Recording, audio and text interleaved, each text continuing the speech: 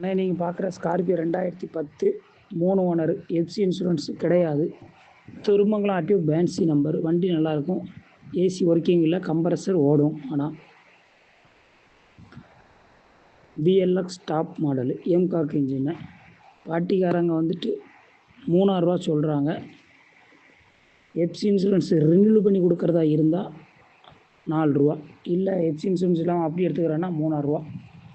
யாருக்கும் தேவைப்படுதுன்னா இந்த நம்பருக்கு கான்டாக்ட் பண்ணுங்கள். 99 444 723 88. பார்க்க வேண்டிய இடம் தூத்துக்குடியில் கிடக்கு. வண்டி ஆர்டிஓ திரும்ப